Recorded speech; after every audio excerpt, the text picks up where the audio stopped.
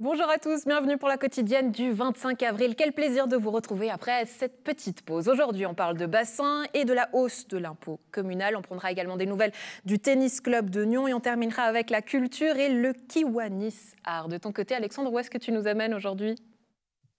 Salut Andrea, eh bien je suis à Gland, tu vois derrière moi plus précisément au potager Gland, c'est assez proche du lac. Et alors c'est un jardin participatif qui vient d'être créé ce mois d'avril à la manière de ce qu'a pu faire Prangin et Nyon. Et le but, eh bien, c'est que les citoyens de la ville puissent avoir leur petite parcelle de jardin pour pouvoir faire leur propre plantation. Mais ils seront aidés aussi de maraîchers et maraîchères. Et je suis en compagnie de Suzanne, Charline, Sandrine et Nicolas. Bonjour tout le monde. Bonjour.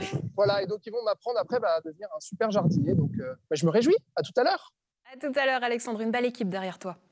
Le 15 mai, Bassin votera sur la hausse du taux d'imposition communale votée par le Conseil, suivi d'un référendum mardi 3 mai. Le bureau du Conseil communal invite la population pour une séance d'information. NRTV a essayé d'organiser un débat. Malheureusement, les partisans à cette hausse du taux d'imposition ont refusé et n'ont pas accepté de venir et de croiser le fer avec le comité référendaire. Avec nous aujourd'hui sur le plateau, Michel Heitzmann, Lorenzo Merlanti, bonjour. Merci beaucoup d'être avec nous, d'avoir accepté de venir déjà. On a l'impression qu'on n'arrive pas à vous mettre face à face, qu'il est impossible, puisque vous, à l'inverse, vous refusez de participer à cette séance d'information.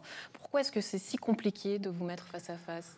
Alors, je ne sais pas en ce qui concerne les autorités communales et ceux qui défendent cette décision. En ce qui nous concerne, nous n'avons pas refusé, mais nous avons simplement indiqué que les disponibilités, les différents agendas des membres du comité référendaire ne permettaient pas d'être présents au complet à cette séance d'information. Donc nous avons proposé d'autres dates. Qu'est-ce que ça veut dire que la municipalité ment ? Parce que si on prend l'information officielle, on voit le comité référendaire a décliné l'invitation. C'est ce qui est écrit sur la feuille. Ah, c'est faux. Je vous la donne au cas où. Vous êtes bien aimable, ce sera un collector, mais oui, malheureusement, c'est faux, puisque vu qu'on en est au document officiel, on a les preuves que les courriers qu'on a échangés avec le président du conseil qui nous avait proposé cette date-là. Dans les échanges qu'on a eus avec lui, on lui a proposé d'autres dates, 2 dates supplémentaires. Et ces 2 dates ont été refusées catégoriquement. Donc nous, on est venu la première fois au débat ici volontiers. On est venu la deuxième fois, qui est celle-ci. Et on a proposé d'autres dates. Donc de dire qu'on refuse de participer à ça, c'est faux. Et puis ça ne correspond vraiment pas à l'état d'esprit qui est le nôtre. Ouais. Qu'est-ce qui se passe à Bassin ? Parce qu'on entend beaucoup de choses, que les choses vont mal, puisque vous-même vous y habitez. Qu'est-ce qui se passe ? Alors, on n'a absolument rien contre la municipalité. Tout simplement, là, on se bat pour notre droit de référendum. On veut avoir une voix en disant cette augmentation d'imposition n'est pas nécessaire. Et la preuve est que si l'augmentation d'impôts continuerait, Bassin aurait 150 000 francs de plus, qui aujourd'hui on retrouve en excédent budgétaire pour cette année. Donc ces 150 000 ne servent absolument à rien. Alors là, vous rentrez déjà dans l'explication. C'est vrai qu'aujourd'hui, vous refusez cet argument du surendettement, du manque de liquidité. On va y revenir d'ici quelques instants. Mais je vais reposer la question de l'autre côté. Monsieur Lorenzo Merlanti, qu'est-ce qui se passe à Bassin ? Et je le dis en rigolant parce que non, mais on entend beaucoup de choses. Les choses, ça fuse de tous les côtés. Qu'est-ce qui s'y passe ? Vous êtes quand même citoyen de Bassin. Oui, tout à fait. Et puis qui est ancien municipal.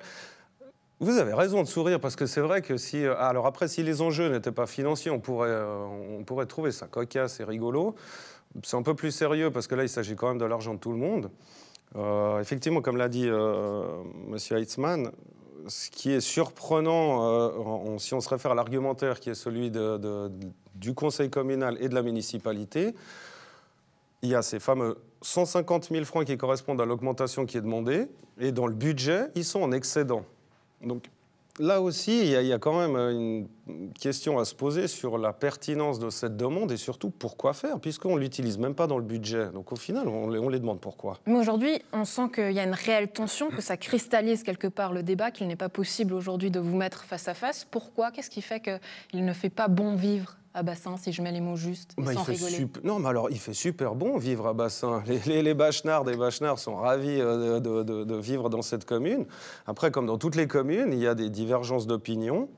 Ces divergences d'opinion peuvent être le résultat de concepts ou bien d'erreurs. d'interprétation ou bien de peut-être une mécompréhension de certains éléments. Nous, on estime, preuve à l'appui, puisque tous les documents sur lesquels on s'est appuyé pour proposer ce référendum sont des documents publics, des documents officiels, qui sont disponibles sur le site entente-bassin.ch. Et celui de la commune. Qui sont extraits effectivement les documents en partie viennent de la commune, d'autres viennent du canton. Donc, nous, ce qu'on vous avait dit la dernière fois quand on était venu et qu'on répète encore aujourd'hui, notre souci et notre volonté, c'est d'informer, mais d'informer de manière factuelle et pas peut-être avec un petit Roland de démagogie qui traînerait par-ci par-là, où on a envie de faire peur aux gens. On dit que vous êtes quand même plusieurs dans le comité. Oui. Alors pourquoi? Alors vous m'avez dit que cette date était impossible à trouver de votre côté, si j'entends, c'est votre argument. C'est les questions d'agenda, bêtement, c'est rien d'autre que ça. Donc personne n'est disponible à cette date-là?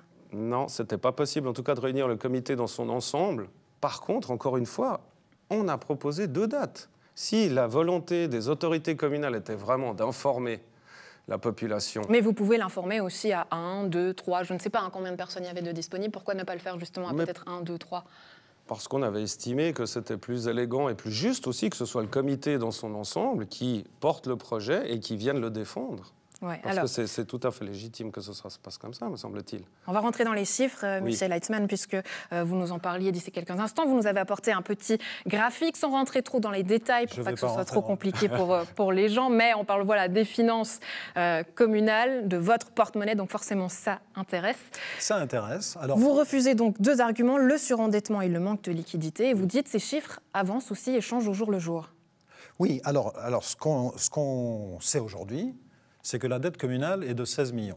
Cette dette, il y a 3 types de dettes. La première est la scolaire. La seconde, c'est la dette liée à toutes les installations de l'eau.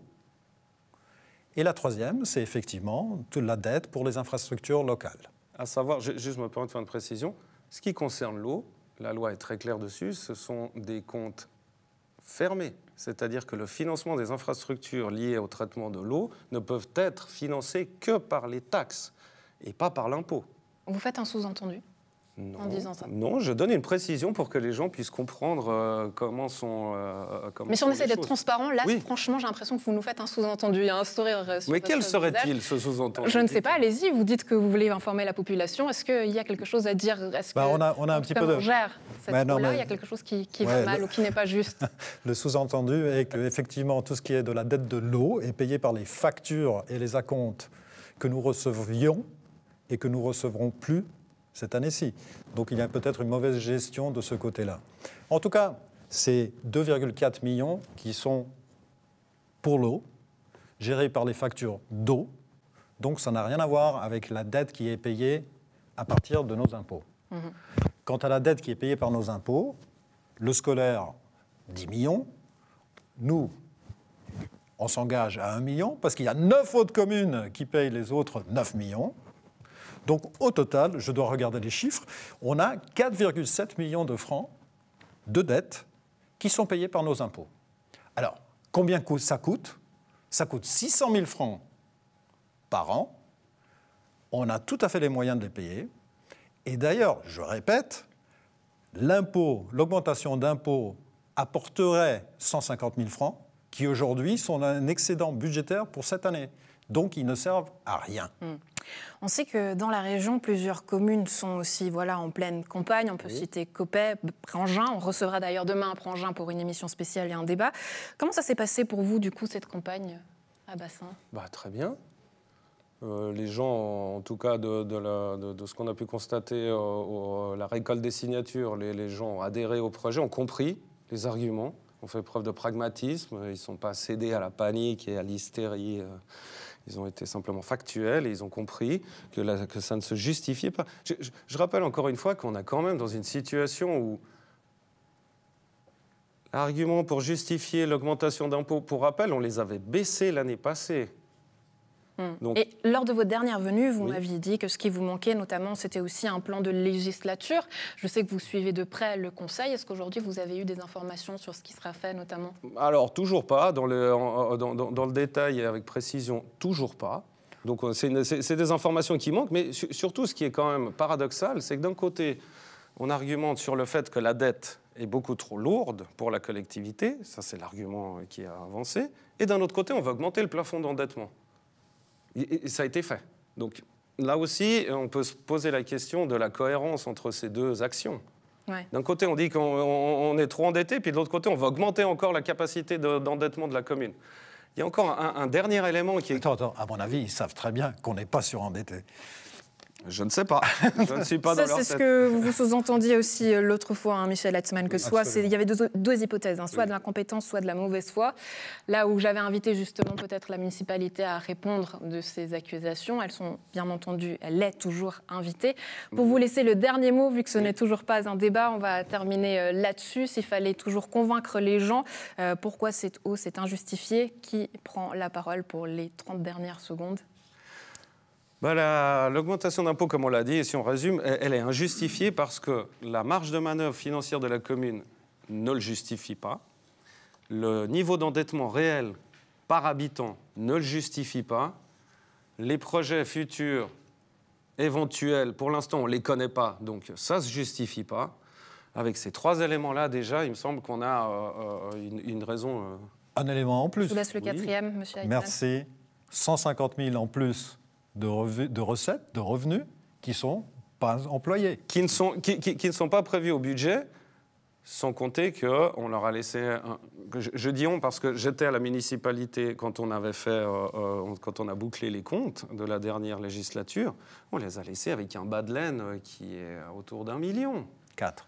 1,4 million, voilà. Pour être précis, voilà, tous les chiffres sont là. Michel Heitzmann, Lorenzo Merlanti, membre du comité référendaire non à la hausse de l'impôt communal. Merci beaucoup d'avoir été avec nous. Résultat donc le 15 mai prochain à Bensin. Bonne journée à vous, messieurs. Merci à vous, bonne journée. Alexandre, on retourne avec toi à Gland, toujours. Qu'est-ce que tu as à la main exactement ? Est-ce qu'il y a déjà des petites carottes ? Non, alors non, j'ai pas encore de légumes ni de fleurs à la main. D'ailleurs, voilà, les plantations, tu les vois derrière, voilà. Et puis, je suis toujours bien entouré. Au potager à Gland, on est au chemin de la Falaise, ici proche du lac. Et puis alors, on va parler de ce projet. Alors Suzanne, dites-nous, parce que vous êtes à l'origine un peu de ce projet-là, qui a commencé à Prangin, puis ensuite à Nyon, et maintenant là, depuis ce mois d'avril, eh bien ça y est, au potager a ouvert aussi à Gland. Donc ça veut dire que les Glandoises et les Glandois peuvent venir faire leur propre plantation. Qu'est-ce que c'est et comment ça marche ?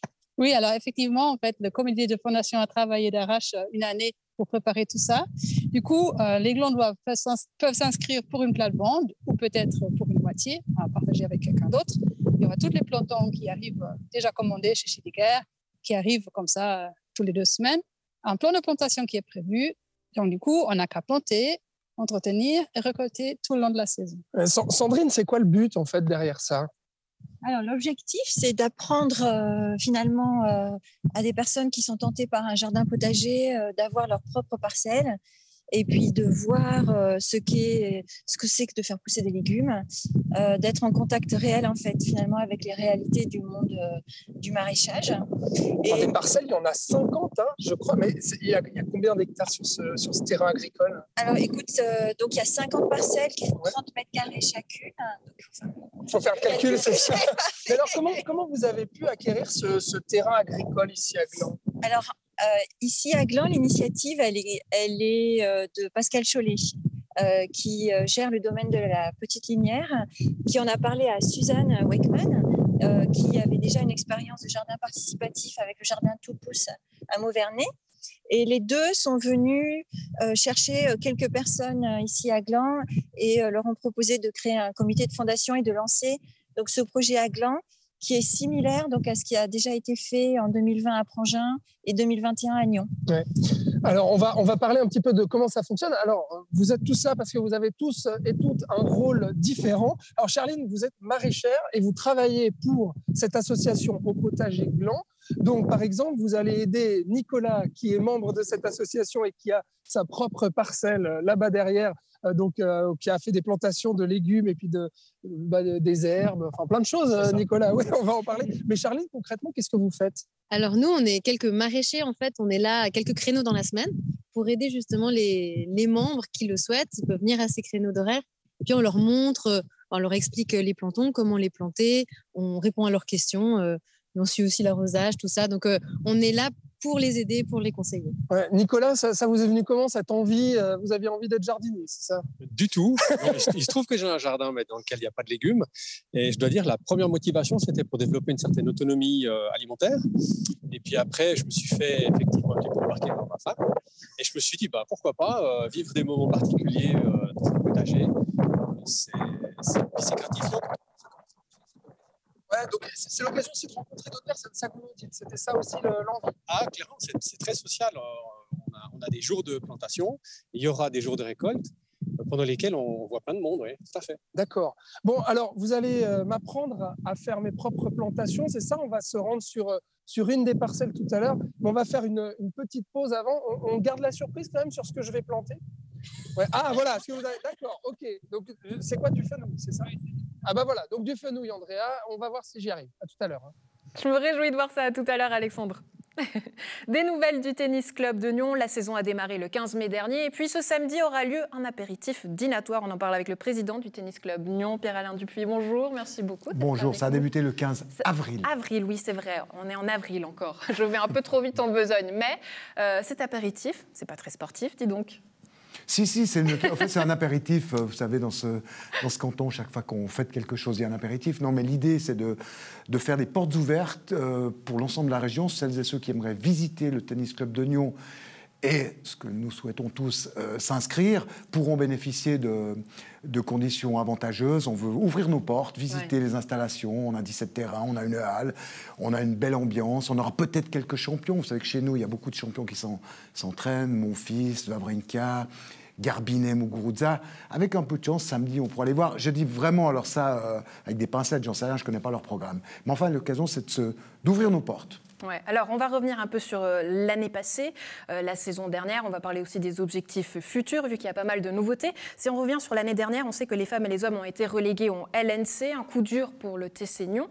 Comment vous l'analysez ? Bah, ça s'est joué à très très peu de choses. Vous savez, des fois les matchs de Nice se jouent à 1 ou 2 points et puis c'est gagné ou c'est perdu.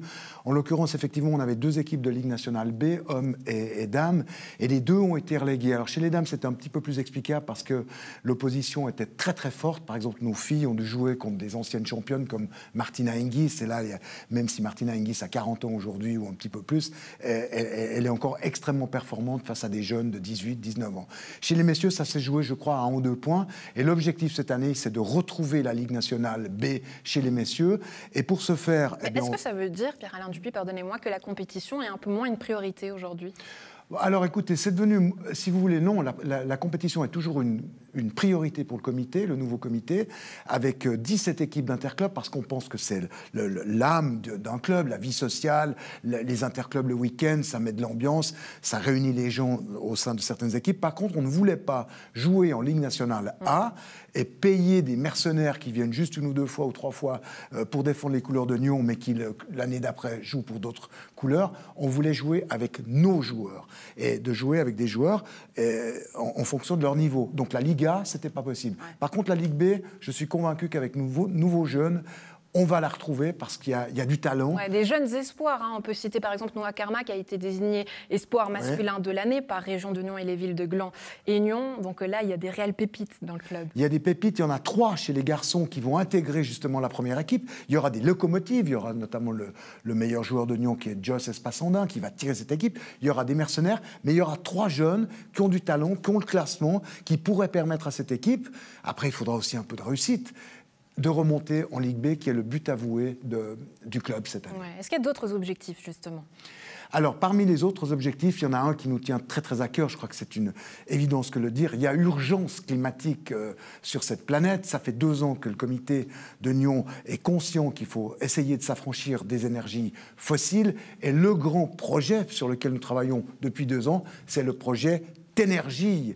Et ce projet Ténergie, j'imagine qu'en régie, on va peut-être nous montrer quelques images parce que c'est mieux de parler sur les images. Ce projet, c'est vraiment de s'affranchir des énergies fossiles. Actuellement, le Tennis Club de Nyon, il est chauffé au gaz et au mazout. Ce sont des bombes pour notre planète. Donc, dans le courant actuel, on veut réussir ce que l'on appelle la transition énergétique. Et par chance, la ville de Nyon et sa nouvelle société Innovosolis a la même préoccupation et on va réussir un mariage pour chauffer en géothermie, pour chauffer au pellet. Ça a forcément un coût. Comment est-ce qu'on obtient ces financements? Alors bon, vous savez, le coût, on va travailler en collaboration avec la ville de Nyon qui pourrait nous payer, parce que aussi toute notre surface du toit, la halle, c'est 2000 m². On peut mettre des panneaux solaires, on fabrique de l'électricité qui nous permettent ensuite de nous chauffer avec ces pompes à chaleur. Ça sera vraiment quelque chose d'extraordinaire. Oui, ça a un coût, mais il faut savoir qu'en se mariant avec la ville de Nyon, la ville et Novosolis prendront en charge les coûts de travaux. On a des subventions, puis bien sûr le club devra investir dans les premières étapes, parce qu'on ne va pas aller jusqu'au bout du projet tout de suite, environ 1 million, mais on espère compter sur un financement participatif des membres qui se sentiront concernés par cette lutte pour la transition qui concerne tout le monde. Au niveau du climat, du calendrier, qu'est-ce qu'on peut attendre de cette mise en place rapidement? Rapidement, on espère qu'on va pouvoir faire passer le projet parce qu'il faut quand même demander des fonds d'investissement à l'Assemblée générale. Donc on est en train de tout mettre en place pour passer aux énergies vertes. Alors je crois qu'on voit maintenant les images, si vous me permettez d'en dire 2 mots. Vous voyez, tout ça, c'est chauffé au gaz et au mazout. On a une halle, une bulle, qui est un gouffre à énergie, parce qu'il faut la chauffer, en hiver, il ne fait pas très chaud dans cette halle, et on veut exploiter le toit avec des panneaux solaires, 2000 m², produire notre énergie pour l'autoconsommer, mais également la vendre. Puis ensuite, une des dernières étapes, ça sera d'isoler les bâtiments, parce qu'ils ont été construits en 1950, et en 1950, ils sont vieux, il y a beaucoup de courants d'air, donc quand on veut économiser de l'énergie, il faut aussi songer à l'isolation. Une dernière chose, pour chauffer cette bulle, il ne faut pas que je confonde la halle, c'est en béton, la bulle, c'est en plastique, on va peut-être faire recours au chauffage à pellets, voilà, c'est ça les pellets, les fameux pellets, qui est une énergie non renouvelable. Pour aller très vite, Andrea, parce que je sais ce que c'est, la TV, on lutte contre le chronomètre en permanence.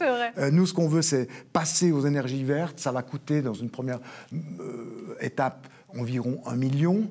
Et puis pourquoi on veut le faire maintenant? Parce que maintenant, les taux hypothécaires sont encore bas, parce que maintenant on a des subsides, parce que maintenant la ville de Nyon a envie d'utiliser ces surfaces de toit pour produire de l'électricité. C'est le bon moment, puis c'est, je trouve, un devoir moral. Et utilisons cette question de devoir moral avant que ça devienne une obligation légale dans 4-5 ans. Et là, il n'y aura plus de subsides.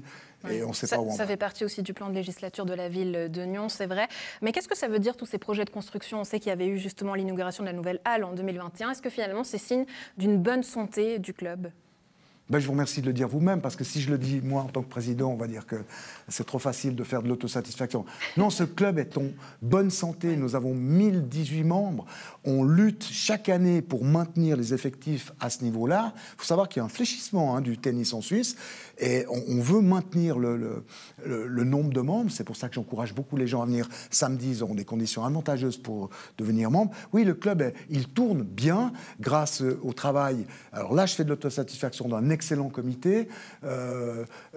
Nous faisons du bon boulot pour qu'on tourne, pour que les recettes comblent les dépenses, pour amortir la dette, ce que nous faisons. Donc nous avons un peu de mou pour partir dans ce projet qui est un coup gagnant pour les énergies vertes. À l'inverse, le comité a refusé la construction de 2 pistes pour le sport paddle. Pourquoi ? Parce que c'était compliqué. Pourtant, ce projet était je le dis sans être mauvais perdant, c'était un excellent projet qui était payé par des privés, mais il fallait supprimer un des terrains que vous voyez. Il fallait supprimer le dur. Alors, les membres étaient très attachés à ce terrain en dur, et il fallait changer les statuts. Nos statuts disent que le club de Nyon a pour but social de la pratique du tennis, mais pas de paddle tennis. Le paddle tennis, c'est donc un dérivé, donc il a fallu passer par un changement de statut, changer le statut. Est-ce que ça ne permettrait pas justement d'acquérir de nouveaux membres ? Bien sûr, c'était un de nos discours. Si on veut acquérir de nouveaux membres, mettons du paddle. Mais il fallait acquérir 2/3 des voix, 66%, et on a atteint 58%, c'était pas assez. Voilà, l'Assemblée, les membres sont souverains. On s'incline devant la décision, et puis tant pis pour le paddle. Voilà qui est joliment dit. Ça, c'est l'esprit sportif. Pierre-Alain Dupuis, président du Tennis Club Nyon. Merci beaucoup d'avoir été avec nous. Et donc, à la maison, vous avez pris note. Rendez-vous ce samedi. Belle journée à vous. Vous êtes la bienvenue, Andrea. Avec grand plaisir. On retourne au potager avec toi, Alexandre. Alors... oui, effectivement, donc ça y est, j'ai mis les gants, Andrea. Alors, je suis désolé, mais je vais devoir lâcher l'écouteur. C'est Nicolas qui s'est proposé pour tenir la caméra, parce que du coup, effectivement, je vais avoir besoin de mes 2 mains. Donc, je suis avec Charline au potager à gland et on va planter du fenouil. Alors, en gros, voilà, moi, je suis quelqu'un, j'arrive sur cette parcelle, je dis, eh ben voilà, vous allez m'aider à planter ce fenouil. Qu'est-ce que je fais? Moi, je suis novice total. Hein. Ok. Alors là, donc, du coup, on a ce plan de culture qu'on a un peu décrit sur cette petite rubalise ici. Ouais. Donc, le fenouil, on l'a décidé là. Alors, c'est bien organisé, Andrea. Il y a vraiment des noms sur chaque petite parcelle, justement. Il y a les poireaux, les fenouils, les salades, feuilles de chêne, batavia. Enfin, il y a tout ce qu'il faut. Salade à tondre. Voilà. D'accord, ok, je ne connaissais pas. D'accord. Alors, le fenouil. Le fenouil. Donc, du coup, là, on aura 2 lignes de fenouil. Ouais. Donc, pour l'instant, on a mis de la paille pour protéger le sol.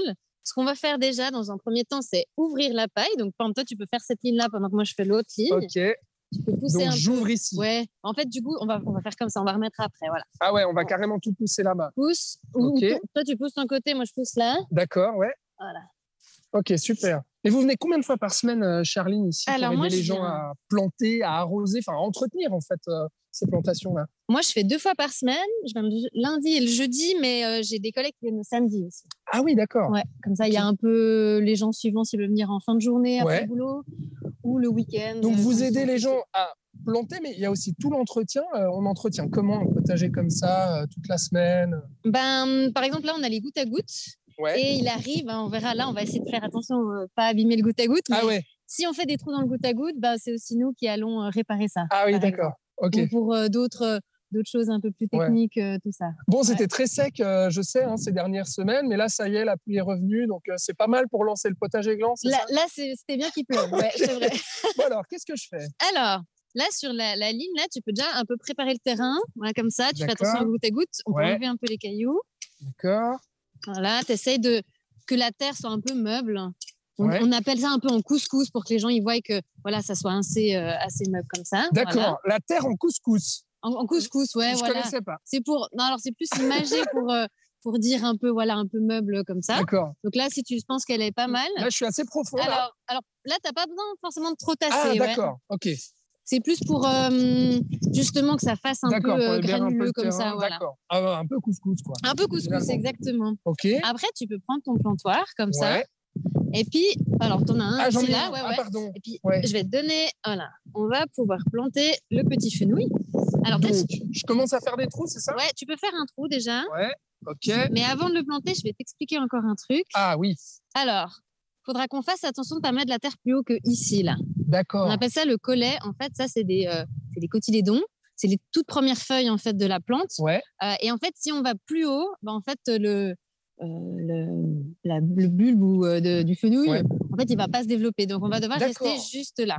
Donc, il faudra l'enterrer, mais pas plus haut que ça. Pas plus haut que là. En fait, un petit peu au-dessus de la motte, comme ça. D'accord, ok. Alors, là, j'y vais. Ça y est, Andrea, c'est un grand moment. Je mets mon fenouil. Voilà. Et là, je recouvre de terre, c'est ça? Tu peux recouvrir. Moi, j'en fais un à côté. Je le fais avec la main. Un peu en quinconce, voilà. Ouais. Donc, après... Et là, normalement, je suis pas mal. Voilà, tu peux tasser un tout petit peu. Moi, je prends les 4 doigts comme ça. Voilà, c'est pas mal, comme ça. Ok. Et alors, qu'est-ce que ça veut dire? Parce que je sais que la volonté d'Au Potager Gland, c'est aussi de planter de manière écologique. Et ça veut dire quoi, en fait? Alors, il y a différents principes, on va dire, qu'on utilise ici pour... déjà, pas utiliser, on n'utilise pas du tout de produits chimiques, tout ça. Après, on diversifie aussi bien les cultures. Donc, c'est pour ça qu'il y a un peu de tout. C'est aussi pour manger un peu de tout, mais aussi pour qu'il y ait une grande diversité de plantes ici. D'accord. Là, par exemple, aussi, on utilise la paille. Par exemple, on peut remettre un peu de paille autour de ton plant. Ok. Et la paille, là, ici, elle va permettre en fait, de garder l'humidité du sol. D'accord. Éviter les mauvaises herbes. Mais aussi, on ne s'en rend pas forcément compte, mais dans la terre, là, il y a énormément de micro-organismes. Ouais. Et on va dire, avec les UV ou les différences de température, le vent, tout ça, ça les agresse. D'accord. Et d'avoir en fait ce paillage, ça va en fait les protéger. Ouais. C'est des micro-organismes qui vont travailler pour nous le sol, qui vont nous rendre le sol très fertile. D'accord. Alors là, ça y est, j'ai planté mon fenouil, Charline. Donc, il va falloir l'entretenir ces prochaines semaines. Alors, on l'arroser. Ah, ça y est, je peux l'arroser. Voilà, on va arroser un petit coup. Allez, c'est parti. Alors, tu me dis stop. Hein. Alors, tu peux arroser un peu à côté comme ça. Tu peux y aller assez... Malgré qu'il n'y a plus, on va y aller assez franchement. D'accord. Ah oui, il a besoin d'eau, le fenouil. Ouais, voilà. Là, comme ça, c'est bon. Là, c'est pas mal. Et alors, je peux m'attendre à le récupérer quand, ce fenouil? Ah, alors là, il faudra attendre encore un peu, mais... Ça veut dire? Dans peut-être 4 mois. 4 mois. OK. Alors, rendez-vous dans 4 mois, Andrea, pour Montfenouil, ici au Potager Gland. Charline, merci beaucoup. Avec plaisir. Et puis, merci à vous tous aussi, Suzanne, et puis Nicolas. Et merci à tout le monde, bien sûr. Andrea, voilà, on retrouvera ce potager plus tard. Enfin, ce fenouil. Ouais, je me réjouis de revenir dans 4 mois pour voir si ce fenouil aura poussé ou non et savoir si Alexandre a la main verte. À vos pronostics à la maison, moi j'ai un petit doute. Bon, on va passer à la culture. Art au Château revient avec un nouveau concept, ça s'appelle le Kiwanis Art. On en parle aujourd'hui avec le président Christophe Brésilien. Bonjour, merci beaucoup d'être avec nous, accompagné de Carole Personeni. Vous êtes la directrice d'APF puisque vous allez accueillir cette manifestation dans vos locaux. Mais avant d'en parler, c'est vrai que le Kiwanis Club Roll Aubonne, on vous avait reçu sur ce plateau. C'était une association constituée essentiellement d'hommes. Aujourd'hui, vous êtes accompagné d'une femme. Il y a eu du changement ? Il y a eu du changement. C'est un changement qui a été bienvenu, qui ne s'est pas fait tout seul. L'année dernière, on a introduit 3 nouvelles membres en même temps. C'était quand même peut-être plus facile que de se retrouver tout seul avec des hommes. Donc il y a Carole qui est là, il y a Karine et Maria qui nous ont rejoints en même temps qu'un membre masculin. Donc il y a eu 4 nouveaux membres d'un coup, dont 3 femmes. Et c'est vraiment très bien, c'est une bonne dynamique pour le club. Ouais, alors une bonne dynamique, je ne vais pas vous embêter plus là-dessus, hein, mais on va parler de la culture et donc de cette nouvelle exposition. Ça s'appelait Art au Château. Aujourd'hui, vous le présentez sous un nouveau nom, Kiwanis Art. L'objectif, c'est quoi ? Le vernissage aura lieu d'ailleurs le 4 mai, notez la date. L'objectif, c'est quoi ? Alors, l'objectif, c'est quoi ? On avait normalement Art au Château qui était prévu pour l'automne passé. Il y avait le Covid qui était encore bien présent, qui nous a rendu la tâche difficile à la recherche de sponsors, d'organisations, de pouvoir nous réunir pour avancer dans toutes nos démarches. Et puis, on s'est rendu compte qu'on n'y arrivait pas. Donc, on a dit, stop, on ne fait pas la formule comme on l'a fait jusqu'à maintenant. Alors, il y a eu un petit peu des hauts là dans le club avec certains anciens membres. On leur a dit, on vous propose un nouveau concept. On s'est vu, Carole nous a amené tout de suite sa bonne énergie et l'idée de délocaliser en fait l'exposition qui se faisait de manière ponctuelle au Château d'Aubonne dans les locaux de sa société à Étoile, qui sont, je te laisse peut-être expliquer plus en détail. Oui, on va y aller, Carole. L'objectif, c'est de présenter l'art autrement, de manière vivante. Ça veut dire quoi ? Ça veut dire, aujourd'hui, c'est mettre à disposition nos locaux. Donc, nous, on est une entreprise de menuiserie spécialisée dans l'aménagement d'intérieur. On a 2 showrooms, un à Étoile et un à Nyon. L'idée était de pouvoir, d'offrir un cadre à la nouvelle formule de Kiwanis Art, de pouvoir amener une formule moderne, novatrice, pérenne. Des artistes, on les avait déjà, et de pouvoir simplement offrir une formule où nos artistes pouvaient afficher dans nos locaux pour des formules de 2 mois avec une nouvelle monture d'un site internet. Je vais vous embêter un petit peu, Carole, mais est-ce que c'est vraiment novateur et moderne aujourd'hui ? On parle beaucoup même d'œuvres dématérialisées. Qu'est-ce qu'il y a de novateur ? Ça, c'est une bonne question, Andrea, merci beaucoup. C'est vrai que ça nous a fait bien réfléchir. On a énormément penché sur le projet. On s'est vu de longues soirées. On a beaucoup travaillé dessus. Et on s'est dit comment amener une nouvelle monture dans le monde d'aujourd'hui, dans le digital. Et nous est venue l'idée de créer un site internet justement dédié aux œuvres d'art avec des achats en ligne et de pouvoir offrir quand même à la population, aux gens, un endroit où ils peuvent venir se recueillir, regarder, observer, visiter, ouvert 6 jours sur 7, et d'offrir un cadre qui soit différent des autres. On n'est pas disiez d'ailleurs, Christophe, je vous interromps, Carole, sous forme de boutade, c'est un peu consommer la culture comme on consomme peut-être dans un grand magasin. Voilà, qu'on ne citera pas. Mais il y aura un parcours obligé pour voir l'entier des œuvres présentées. Ce qui est vraiment nouveau, c'est que quand on faisait ça au Château d'Aubonne, c'était sur 2 week-ends. avec des horaires pas forcément très adaptés. Et là, c'est 6 jours sur 7, avec des horaires de bureau. Le vernissage, on sera ouvert plus tard. Donc voilà, ça laisse à tout à chacun la possibilité de venir comme il l'entend. Ouais, ça commence le 4 mai, l'exposition est donc permanente. Pour terminer sur les artistes, 2 premières artistes qui seront présentes lors de cette exposition. Mais comment vous les choisissez, Carole ? Alors ça, je laisserai peut-être la main à Christophe, qui est maître de la sélection. Voilà. Alors donc on avait déjà fait notre sélection d'artistes pour l'édition qui aurait dû avoir lieu l'automne dernier à Aubonne. On a contacté les artistes en leur disant, voilà, il y a quelque chose de différent qui vous est proposé. Une grande majorité ont adhéré au projet. Et puis, on en a d'autres qui sont venus se greffer. Donc, on a à ce jour une année d'exposition qui est couverte. J'imagine que d'autres artistes peuvent aussi rejoindre l'exposition s'ils le souhaitent. Alors, voilà. Toutes les informations seront données évidemment sur le site internet. Carole, Christophe, merci beaucoup d'avoir été avec nous. Très belle journée à vous. Merci Andrea. Merci. Rendez-vous donc le 4 mai pour le vernissage. Un plaisir d'avoir été en votre compagnie. On se retrouve demain. Bonne suite de programme.